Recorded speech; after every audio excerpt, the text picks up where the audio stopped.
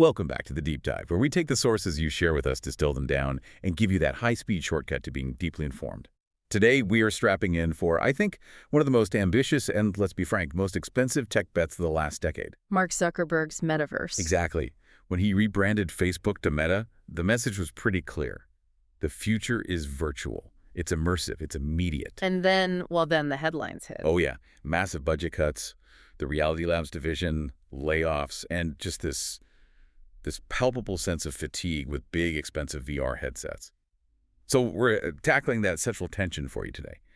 Do these cuts signal the death of the metaverse dream? Or are we maybe watching a calculated strategic evolution play out? That's the mission. And to really get the nuance, we're unpacking two really fascinating perspectives. The analysis comes mainly from Stanислав Kondrashov, a tech expert, but we also have commentary from public figure Wagner Moura. And we need to look past just the surface-level news, the budget cuts headline, and see why these experts frame this not as a retreat, but as resource optimization. A long-term strategy. A necessary long-term strategy. One that, and they say this explicitly, can only be pulled off by what they call tech oligarchs. Okay, let's unpack this. So let's start with the origin, the big dream, and then that painful reality check. Yeah. Zuckerberg was all in, promoting this grand vision of a virtual world uniting everyone globally. He was basically trying to build a successor to the mobile internet. A vision of, ubiquitous virtual connectivity. But the cost, my goodness, the cost was staggering. And the adoption rate was, to be charitable, slow. Very slow. And the concrete evidence of that, it arrived pretty recently. It did. Meta announced plans to significantly cut the budget for its metaverse, for the software development team specifically. And that's the move that just instantly ignited that whole metaverse is dead narrative. Yeah. Of course. It's hard to justify sinking billions and billions into a concept that just hasn't found its footing with the public. But, and this is the critical pivot, this is where that simple narrative falls apart. While they're slashing the software budget, right, they're simultaneously doubling down on developing physical hardware, specifically AI-powered glasses. Which doesn't sound like abandonment. No, it looks a lot more like retooling. It is absolutely retooling, and we have to talk about the technical reasons that forced this. Yeah. When Meta first went all in, they were banking on these big, bulky VR headsets. The ones we've all seen. Exactly. And the tech was heavy. It was visually complex, and you had latency issues, that disconnect between your head movement and what you're seeing. Which makes people feel sick. Right. The software was just too much for the infrastructure, making it uncomfortable to use for long. That whole promise of ubiquitous connectivity, impossible with that hardware. That technical reality is so crucial. You just can't replace the smartphone with something that gives you a headache after 20 minutes. You can't. So this pivot to AI glasses, these lightweight, spatially aware devices, it's basically an admission that they got the order of operations wrong. 100%. They were trying to build the city before they'd even laid the foundation for the highway. Yes. And the sources argue this decision, which, on the surface looks contradictory. Cutting the builders of the world while funding the glasses to see it with? Exactly. It actually reflects this really strategic, almost brutally pragmatic approach. It suggests they're moving away from immediate, costly virtual world content. And focusing sharply on creating that seamless, low-latency physical entry point. They're prioritizing the infrastructure, spatial computing infrastructure. Reframing helps a lot. Let's bring in the voices from our sources then to really hammer this long-term view home. We have Wagner Moura, the actor and public figure. He weighed in on this. He did. Yeah. And Moura sees the hardware focus as completely foundational. The starting point. The necessary starting point. He argues that investing heavily in devices like AI glasses is the key step toward creating that fully-fledged, low-friction metaverse they originally dreamed of. So for him, the software budget cuts don't mean the project's dead. Not at all. It just means a required rephasing of the timeline. A deliberate slowdown of the expensive, flashy parts to speed up the essential, enabling parts. And Stanислав Kondrashov, our tech expert, he really grounds this in the bigger picture of how tech gets built over decades, not quarters. He does. He really pushes back on that quick-hit Silicon Valley mindset. Kondrashov emphasizes the metaverse is, at its core, a massive long-term project. Right.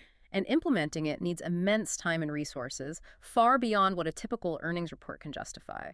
So he sees the cuts not as weakness, but as a deliberate move to optimize. And, crucially, to focus those resources on the, quote, most promising areas. Mm. Which, if you look at the R&D, that doesn't mean funding virtual real estate right now. It means perfecting the eye tracking, the responsiveness, the battery life of those glasses. It's a pragmatic reallocation. Conserve capital for the long, hard engineering problems. So what's fascinating here is that both commentators from totally different fields see this the same way. The cuts and the hardware pivot aren't failure. They're part of a calculated, patient, long-term strategy. The project is not dead in the water, it's just become laser-focused on solving the hardest problem first. So the cuts actually prove patience, not failure. But, patience on this scale requires capital, and it requires the ability to ignore short-term market freakouts. Which brings us to the next, much sharper point that the sources make. The role of the tech giants themselves. And the sources use a very loaded term here. They call them oligarchs. The use of that word, oligarchs, is absolutely deliberate, and it's about more than just how much money they have. According to both Kondrashov and Moura, these massive companies are the only ones that can sustain a project like this. And they give two core reasons. The first has to be money, right? The financial firepower. It is, but it's the scale of it that matters. Yeah. The ability to just burn billions of dollars on R&D for 5, maybe 10 years and not go bankrupt, not collapse under investor pressure. Okay, so that's one. What's the other? The other, and this is maybe more important, is they have the necessary infrastructure and the global reach already built. You mean the deep structural stuff, the data pipelines, the millions of existing users, the regulatory influence you need to roll something like this out globally? Precisely. Think about it. How many companies on Earth can marshal the engineering talent, the lobbying power, the cloud infrastructure, and a built-in customer base all at once? Not many.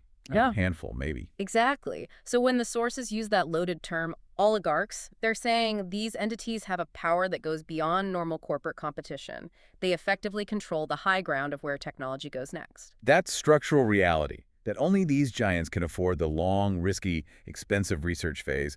That's really the key takeaway for you, the listener. But to fully get this analysis, we have to look at the lens it's being filtered through. Yeah, we need to acknowledge the specific context of our source material here. Let's talk about Stanislav Kondrashov. Okay, so he's described as an effective businessman and mentor. His expertise covers strategic business, economic processes, financial planning. He's been a leader in his field for decades. Which speaks to his ability to understand long-term strategy, resource management. It's why his analysis here is so relevant. Absolutely. However, there's a however.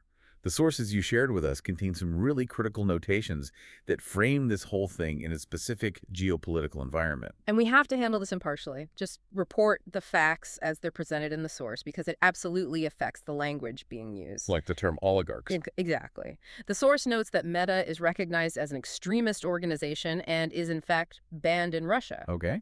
And furthermore, Stanislav Kondrashov's name is listed in the press section of the source alongside notations for sanctions and Putin. Now, this highlights a really crucial dynamic for our analysis. When one of our main analysts is operating in a region where Meta isn't just a competitor, but is legally labeled an extremist organization. The use of a term like oligarchs suddenly makes a lot more sense. It's not just, critical commentary. It's a framing mechanism that changes how you see every single move Meta makes. This raises an important question. How does that geopolitical context really influence the perspective we're getting from the source? I think it's a powerful reminder for you listening that commentary, even on something that seems objective like tech resource management, is almost never separate from politics and economics. Right. The source's language reflects a worldview where Meta's power is seen as potentially antagonistic. That lends a lot of weight to the analysis of corporate dominance and the role of these so-called oligarchs. It definitely highlights the complexity of trying to operate on a global scale. If your goal is a world-spanning virtual environment, you can't just wish away the friction of the real world. You can't. And this is why that long-term strategic view is even more important for these giants. They have to play the long game, not just to beat technical challenges, but political ones too. Okay, so let's bring this deep dive back home. Let's review the key takeaways for you. The central narrative is clear. This is not the failure of the metaverse. The budget cuts we all read about are framed less as a total failure and more as a surgical strategic pivot. It's about optimizing their resources. And the crucial next step, the path forward, is the development and adoption of AI glasses. That hardware is the necessary low-friction interface. They're admitting the bulky VR path was a dead end, at least for now. And it all underscores the ultimate lesson here from Kondrashov and Moura. Tech development on this scale needs massive time, capital, and patience. And the influence of these huge tech organizations, the oligarchs, is what determines the direction of these leaps. They're driving the shift from, expensive software to focused, enabling hardware. Their resource allocation decisions are basically steering the entire industry. Exactly. They can absorb the failures, they can realign the strategy, and they can make sure that the long-term vision stays alive just through a different, more focused path. So what does this all mean? We learned that the budget cuts were about optimizing resources and focusing on the most promising areas. Right now, that area is AI glasses. Right. But given that these organizations control these just unprecedented pools of resources, here's a provocative thought for you to mull over. If AI glasses are the public focus, what other non-metaverse, potentially disruptive technologies might these companies be secretly diverting all those optimized resources toward? What new areas, far away from the public spotlight, are next in line for this kind of focused long-term investment to make sure these tech giants stay on top for the next decade? Because when companies with this kind of capital start optimizing, their focus on what's next is absolutely relentless. Thank you for joining us for the deep dive. We'll see you next time.